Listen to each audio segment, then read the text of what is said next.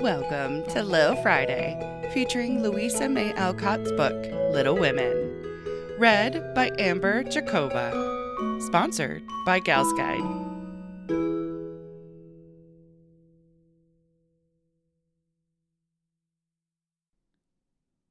Little Women is a work of historical fiction, and as such uses language that was common vernacular at the time.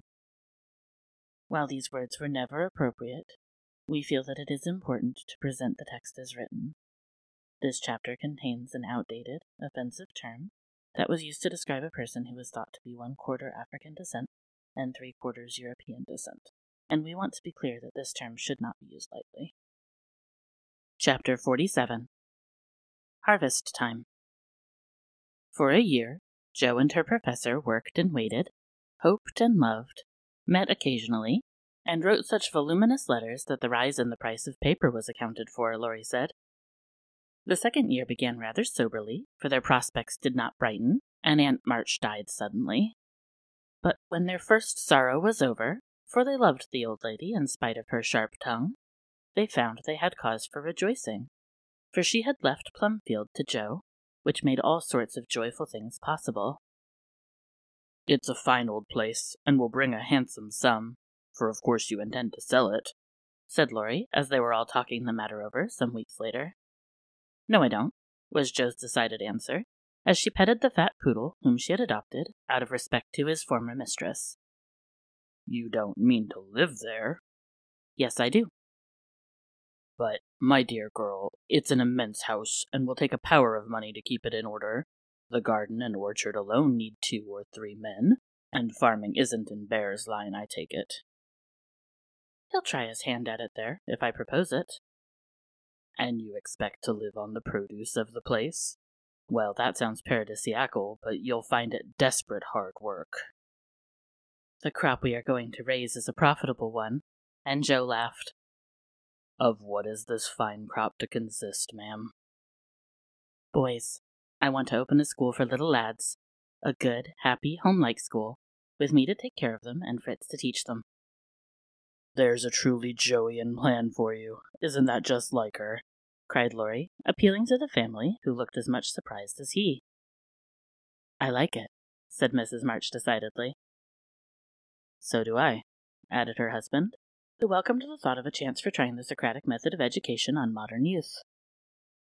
"It will be an immense care for Jo," said Meg, stroking the head of her one all-absorbing son. "Jo can do it, and be happy in it. It's a splendid idea. Tell us all about it," cried Mr. Lawrence, who had been longing to lend the lovers a hand, but knew that they would refuse his help. "I knew you'd stand by me, sir. Amy does, too. I see it in her eyes, though she prudently waits to turn it over in her mind before she speaks. Now, my dear people," continued Jo earnestly, "just understand that this isn't a new idea of mine, but a long-cherished plan. Before my Fritz came, I used to think how, when I'd made my fortune, and no one needed me at home, I'd hire a big house, and pick up some poor, forlorn little lads who hadn't any mothers, and take care of them, and make life jolly for them before it was too late. I see so many going to ruin for want of help at the right minute. I love so to do anything for them. I seem to feel their wants, and sympathize with their troubles. And oh, I should so like to be a mother to them." Mrs. March held out her hand to Jo, who took it, smiling, with tears in her eyes, and went on in the old enthusiastic way, which they had not seen for a long while. "I told my plan to Fritz once, and he said it was just what he would like, and agreed to try it when we got rich. Bless his dear heart, he's been doing it all his life. Helping poor boys, I mean, not getting rich. That he'll never be. Money doesn't stay in his pocket long enough to lay up any. But now, thanks to my good old aunt, who loved me better than I ever deserved, I'm rich. At least I feel so. And we can live at Plumfield perfectly well, if we have a flourishing school. It's just the place for boys. The house is big, and the furniture strong and plain. There's plenty of room for dozens inside, and splendid grounds outside. They could help in the garden and orchard. Such work is healthy, isn't it, sir? Then Fritz can train and teach in his own way, and father will help him. I can feed and nurse and pet and scold them, and mother will be my stand-by. I've always longed for lots of boys, and never had enough. Now I can fill the house full, and revel in the little dears to my heart's content. Think what luxury. Plumfield my own, and a wilderness of boys to enjoy it with me. As Jo waved her hands and gave a sigh of rapture, the family went off into a gale of merriment, and Mr. Lawrence laughed till they thought he'd have an apoplectic fit. "I don't see anything funny," she said gravely when she could be heard. "Nothing could be more natural or proper than for my professor to open a school, and for me to prefer to reside on my own estate." "She is putting on airs already," said Laurie, who regarded the idea in the light of a capital joke.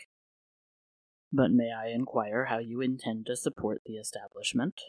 If all the pupils are little ragamuffins, I'm afraid your crop won't be profitable in a worldly sense, Mrs. Bear." "Now don't be a wet blanket, Teddy. Of course I shall have rich pupils also. Perhaps begin with such altogether. Then, when I've got a start, I can take a ragamuffin or two, just for a relish. Rich people's children often need care and comfort, as well as poor. I've seen unfortunate little creatures left to servants, or backward ones pushed forwards, when it's real cruelty. Some are naughty through mismanagement or neglect, and some lose their mothers. Besides, the best have to get through the hobbledehoy age, and that's the very time they need most patience and kindness. People laugh at them and hustle them about, try to keep them out of sight, and expect them to turn, all at once, from pretty children into fine young men. They don't complain much, plucky little souls, but they feel it. I've been through something of it, and I know all about it. I've a special interest in such young bears, and like to show them that I see the warm, honest, well-meaning boys' hearts, in spite of the clumsy arms and legs, and the topsy-turvy heads. I've had experience, too, for haven't I brought up one boy to be a pride and honor to his family?" "I'll testify that you tried to do it," said Laurie, with a grateful look. "And I've succeeded beyond my hopes, for here you are, a steady, sensible businessman, doing heaps of good with your money, and laying up the blessings of the poor instead of dollars. But you are not merely a businessman. You love good and beautiful things, enjoy them yourself, and let others go halves as you always did in the old times. I am proud of you, Teddy, for you get better every year, and everyone feels it, though you won't let them say so.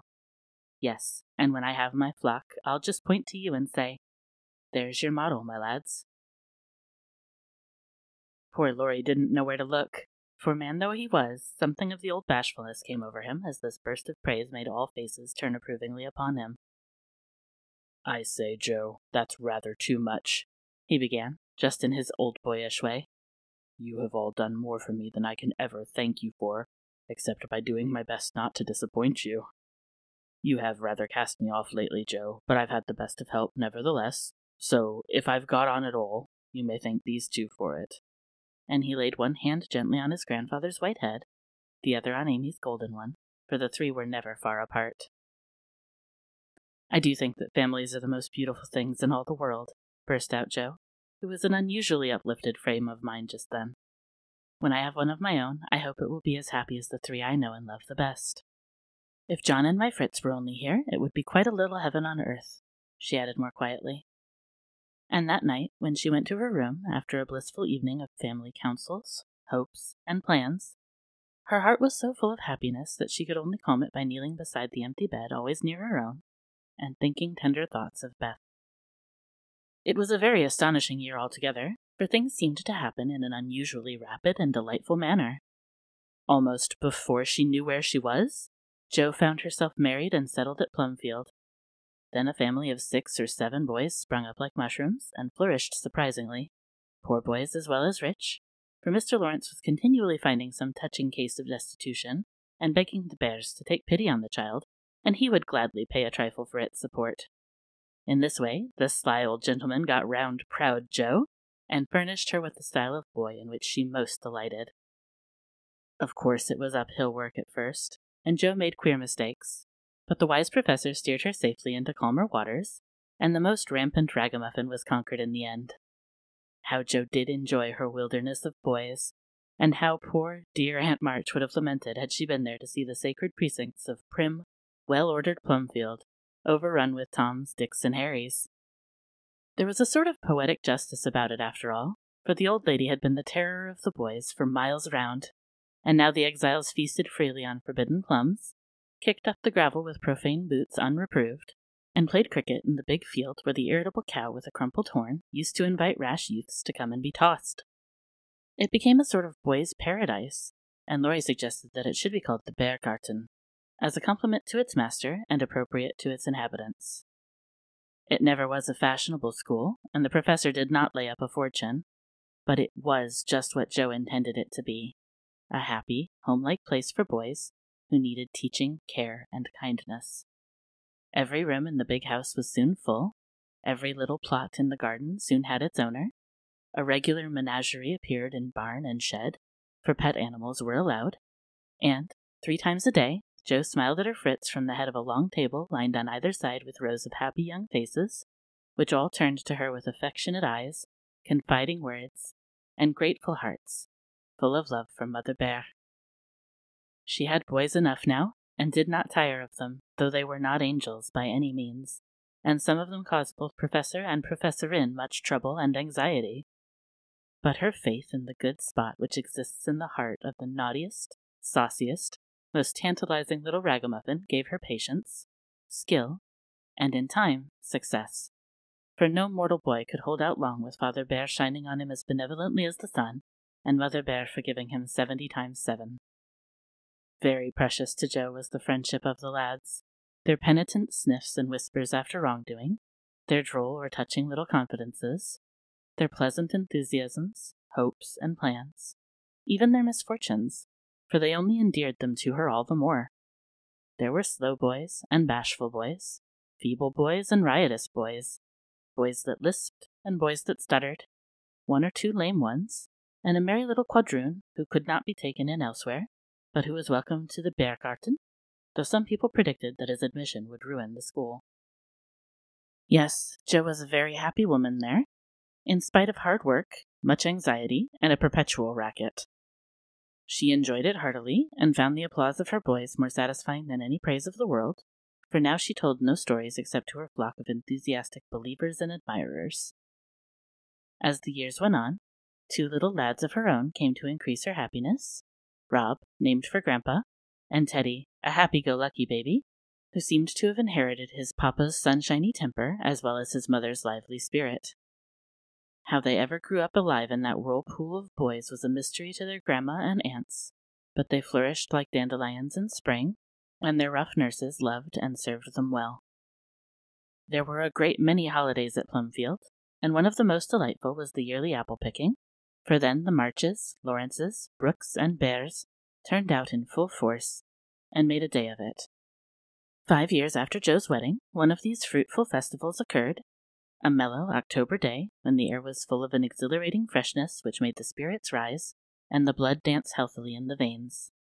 The old orchard wore its holiday attire, goldenrod and asters fringed the mossy walls, grasshoppers skipped briskly in the sere grass, and crickets chirped like fairy pipers at a feast.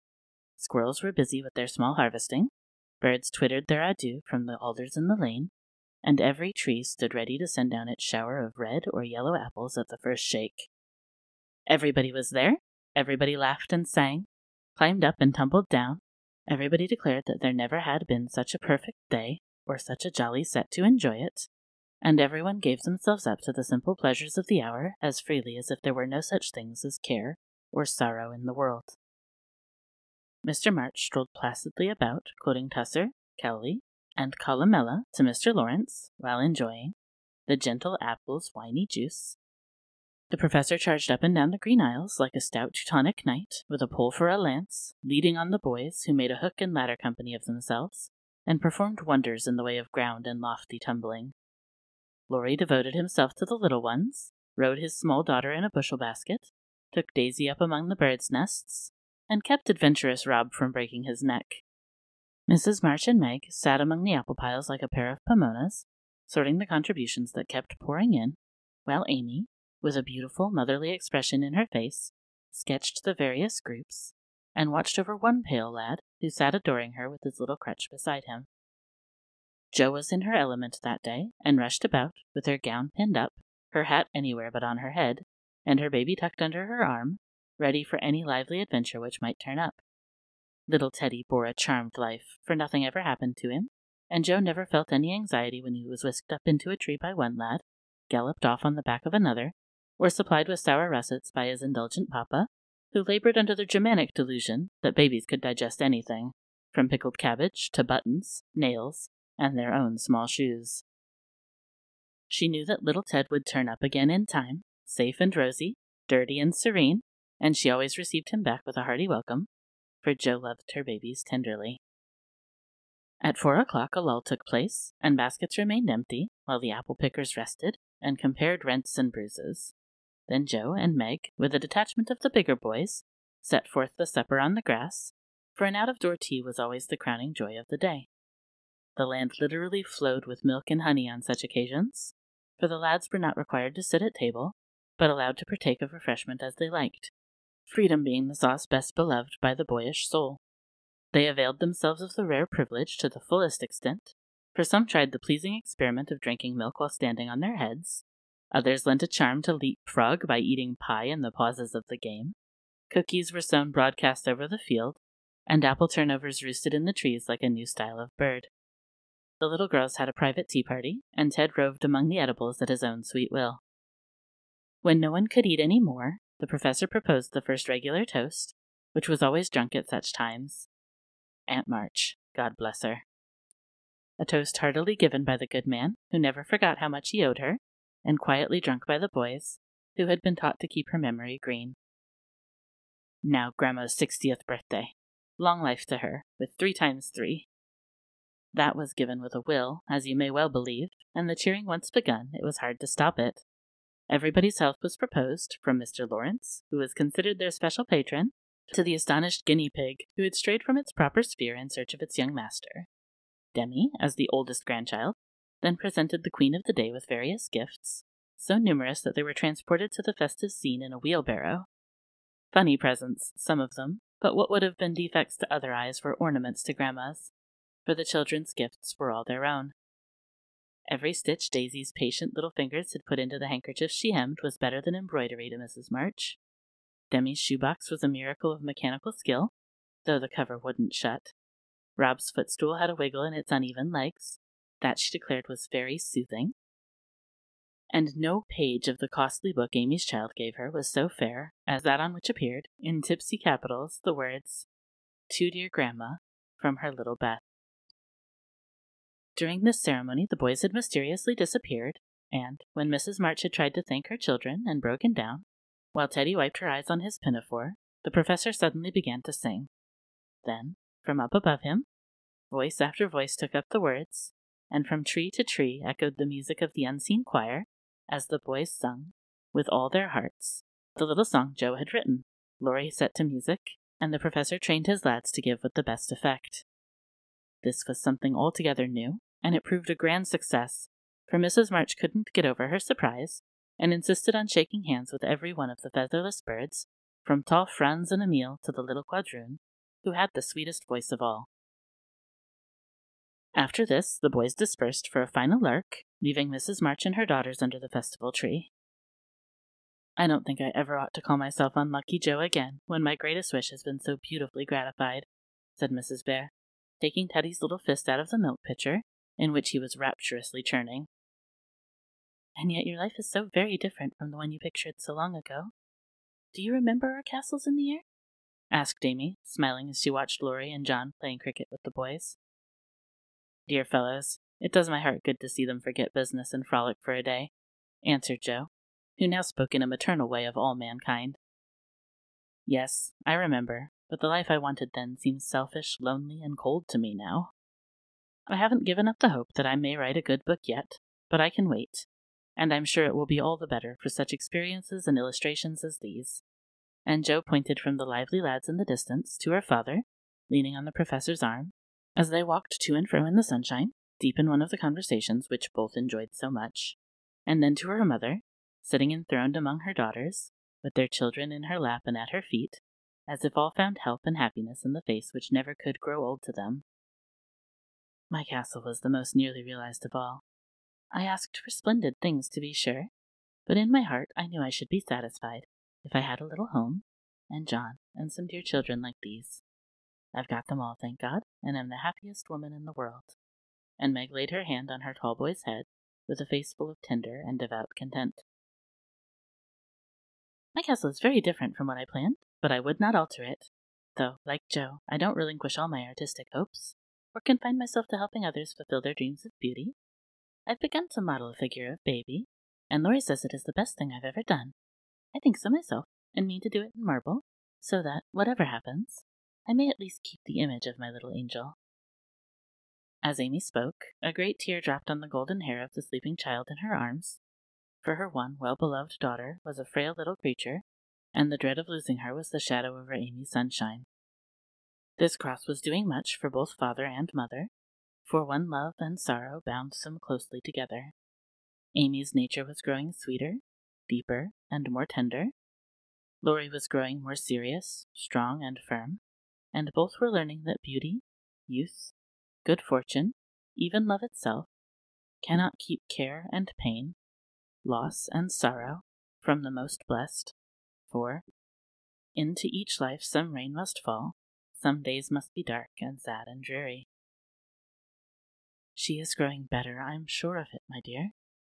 Don't despond, but hope and keep happy, said Mrs. March, as tender-hearted Daisy stooped from her knee to lay her rosy cheek against her little cousin's pale one. I never ought to, while I have you to cheer me up, Marmee, and Laurie to take more than half of every burden, replied Amy warmly. He never lets me see his anxiety, but is so sweet and patient with me, so devoted to Beth, and such a stay and comfort to me always, that I can't love him enough. So, in spite of my one cross, I can say with Meg, thank God, I'm a happy woman. There's no need for me to say it, for everyone can see that I'm far happier than I deserve, added Jo, glancing from her good husband to her chubby children tumbling on the grass beside her. Fritz is getting gray and stout. I'm growing as thin as a shadow, and am 30. We never shall be rich, and Plumfield may burn up any night, for that incorrigible Tommy Bangs will smoke sweet-burnt cigars under the bedclothes, though he's set himself afire 3 times already. But in spite of these unromantic facts, I have nothing to complain of, and never was so jolly in my life. Excuse the remark, but living among boys I can't help using their expressions now and then. Yes, Jo, I think your harvest will be a good one, began Mrs. March, frightening away a big black cricket that was staring Teddy out of countenance. Not half so good as yours, Mother. Here it is, and we never can thank you enough for the patient sowing and reaping you have done, cried Jo, with the loving impetuosity which she never could outgrow. I hope there will be more wheat and fewer tares every year, said Amy softly. A large sheaf, but I know there's room in your heart for it, Marmee dear, added Meg's tender voice. Touched to the heart, Mrs. March could only stretch out her arms, as if to gather children and grandchildren to herself, and say, with face and voice full of motherly love, gratitude, and humility, Oh, my girls, however long you may live, I never can wish you a greater happiness than this.